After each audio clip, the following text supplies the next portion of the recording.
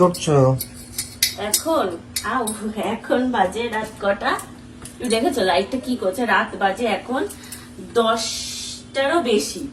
এখন খাবে হচ্ছে এনারা কফি।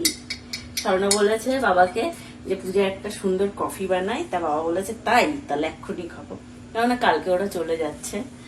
আমি বললাম ঠিক আছে, আমি এক্ষুনি বানিয়ে দিচ্ছি। রাত 10টায় কফি। শ্বশুর মশাই দুধ ফুটছে, শ্বশুর মশাই খেতে চেয়েছে। কিন্তু কফিটা তুমি যদি বানানো দেখাবে? কেন বলো? দেখাও। কেন বলো? দেখাও, সবাই বাড়িতে বানিয়ে খেতে পারবে। ও আচ্ছা, যদি অনেকেই আশা করি ট্রিক্সটা জানে, হ্যাঁ। কিন্তু যারা জানে না তারা দেখে নিতে পারবে কিভাবে ট্রিক্সটা কাজে লাগে। কফিটা এত দুর্দান্ত হয়ে যাবে, সামান্য একটা একটু ছোট্ট ট্রিক্স ইউজ করতে হবে। এটা অনেকেই দেয় বাড়িতে। হ্যাঁ, ওটাই বলছি, অনেকেই জানে, হয়তো অনেকে জানে না, তো তারা দেখে নিতে পারবে কিভাবে হয়। প্রথমে দুধটাকে ফুটিয়ে নিতে হবে, তারপরে কফিটাকে দিয়ে হালকা ফুটিয়ে নিতে হবে। আমি কফি দিয়ে ফুটাই। তারপরে হচ্ছে কফিটা অনেকে কি করে, দুধ গ্লাসে নিয়ে কফি দিয়ে গুলে নেয়। হ্যাঁ, কিন্তু না। সেটা করবেন না, দুধটাকে চায়ের মতো করে ফোটাবে।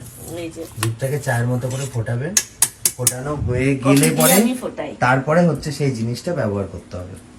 এবার সেই জিনিসটা কি, তার জন্য আর একটুখানি দাঁড়াতে হবে, অপেক্ষা করতে হবে, কারণ আপাতত এই কফিটা ফুটে যাক, তারপরে সেই জিনিসটার ব্যবহার হবে। ওটা দিয়ে তো ফোটাতে হবে না, ওই হালকা ফোটাবো। ওটা দিয়েও হালকা ফোটাবে। আচ্ছা আচ্ছা আচ্ছা, ওই ছোট কাপের জন্য মানে? ছোট কাপে, কেননা বড় কাপ এখন খেলে মানে মানুষ বাঁচবে না, রাতে ঘুমোতে পারবে না। একদম একটু একটু করে খেলে এমনিতেই ঘুম কম হয়, একটু একটু করেই খাবো। একটু চিনিও দিয়ে দিই একবারে, আমরা তো কেউ আর সুগারের পেশেন্ট এখনো হয়ে পারিনি। না, হতে চাও তুমি? না না, তাহলে হয়ে পারোনি বলছো? মানে আর কি, এখনো তো কিছু হয়নি, তাই একটু চিনি আমরা খাই। ওই বাড়িতে যেমন চিনি দিতে পারি না, পরে দিই, মানে রান্নার সময় দিতে পারি না, 2 চামচই দিই, এখন বেশি দেবো না। এটা ফুটতে ফুটতে আমি জিনিসটা বার করে নিই। এই যে এটা হচ্ছে মেন বাটার।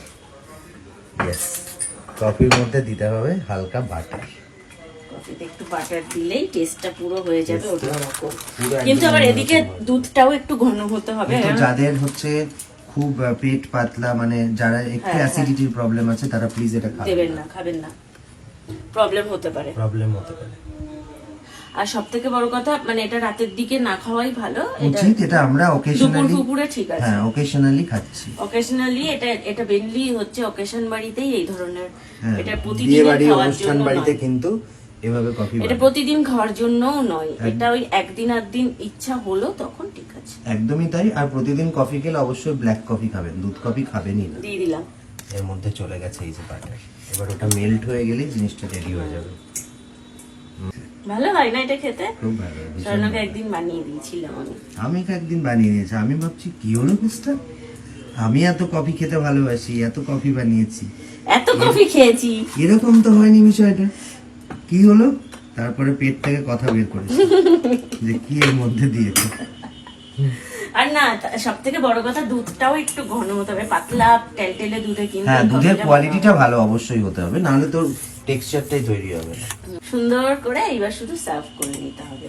ইয়েস, যে যত ফোটাবে এটা তত বেশি টেস্টি হবে।